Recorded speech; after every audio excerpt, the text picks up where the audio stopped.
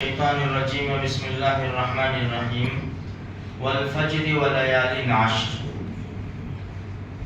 فجر کی قسم اور 10 راتوں کی قسم.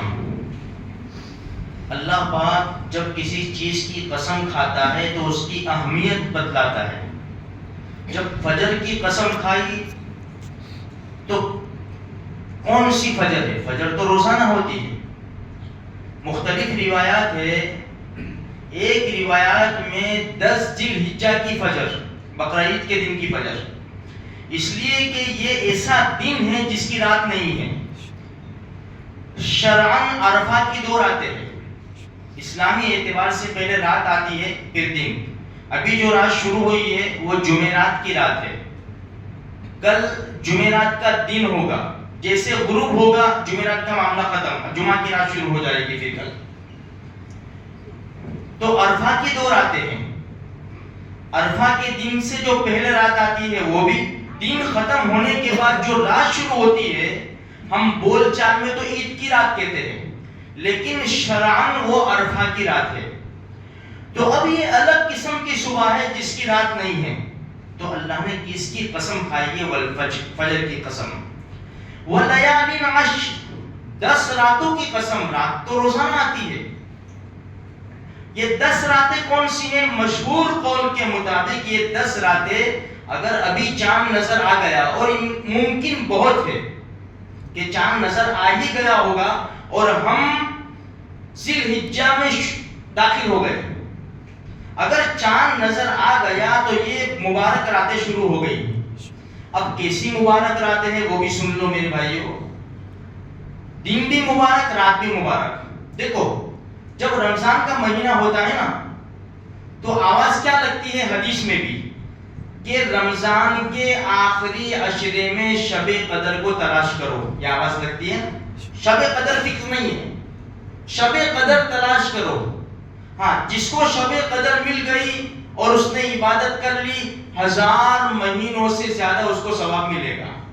اچھا، اب آؤ ذی الحجہ میں ہمارے نبی کیا فرماتے ہیں صلی اللہ علیہ وسلم کہ جس نے ذی الحجہ کی رات میں عبادت کی تو لیلۃ القدر کے برابر ثواب ملے گا. ڈائریکٹ اندازہ تو لگاؤ. اب پوری رات عبادت کرنا بھی ضروری نہیں ہے. مختصر حصہ ہم نے عبادت کر لیا رات کا، تو میرے بھائیو لیلۃ القدر میں عبادت کرنے کا ثواب ملے گا. اس لیے مہربانی فرما کر ہم اپنی یہ مبارک راتیں بیکار نہ جانے دے. انٹرنیٹ میں، فون میں، ادھر ادھر. دیکھو قدر کر لو میرے بھائیو، اس لیے کہ موت کب آئے گی خبر نہیں. بھئی یہ مبارک راتوں میں ہم نے اپنے آپ کو سنوار لیا نا تو انشاءاللہ بہت بڑا فائدہ ہو جائے گا. تھوڑا سا آگے پیچھے کر کے یہ راتوں کو غنیمت سمجھو اور عبادت کر لو اللہ تبارک و تعالیٰ کی. اچھا، دین کے بارے میں کیا فرمایا؟ بھئی 1 سے لے کر 9 تاریخ تک روزہ رکھو. مستحب ہے، ضروری نہیں ہے. ہر روزے کا ثواب 1 سال کے روزے کے برابر ملے گا.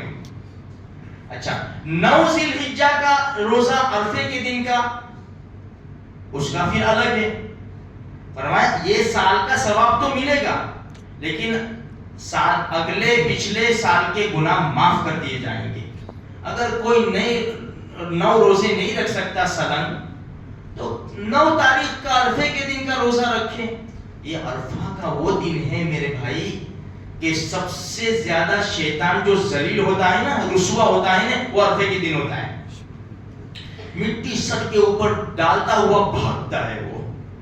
اللہ کی رحمت بڑی جوش میں ہوتی ہے. لاکھوں حجاج کرام عرفات کے میدان میں آہوساری کرتے. اور ہمیں بھی کیا کہا کہ دیکھو بھائی جس کی طرف سے قربانی ہو، جو قربانی کرنے کا ارادہ رکھتا ہو، اس کے لیے بہتر کیا ہے؟ بال اور ناخن نہ کاٹے، پہلے سے صفائی کر لے. مستحب ہے، ضروری نہیں ہے. اگر کسی کا چہرہ بھدا ہو جاتا ہے، چہرہ ہو بھائی، داڑھی نہیں.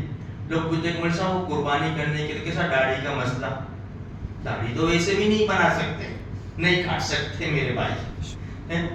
یہ چہرے کا مسئلہ ہے. اور داڑھی بھی بتائیں کہ بھائی 1 مشت سے 1 مشت کم سے کم ہونی چاہیے.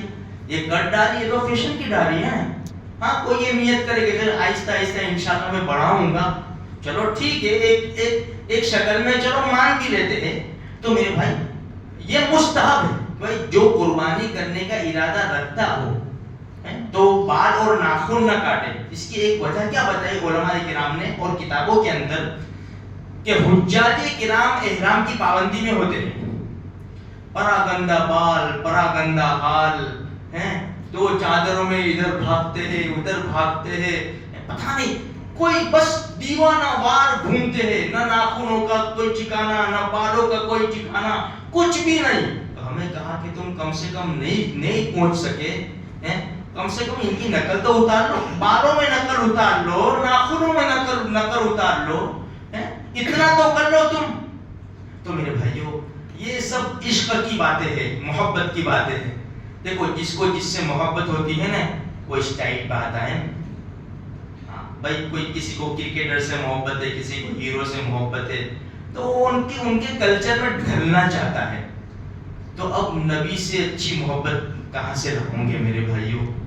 اگر ہم سچے پکے مسلمان ہیں, نبی سے محبت ہوگی تو نبی کی لائی ہوئی شریعت کے جو قانون ہیں اس کا فالو کرنا, اس کا اتباع کرنا ہمارے لیے بہت ہی آسان ہو جائے گا انشاءاللہ. اللہ تبارک و تعالی ہمیں یہ دن راتوں کی قدر کرنے کی توفیق عطا فرماوے. چھوٹی بڑی قربانیوں کو اللہ قبول فرمائے.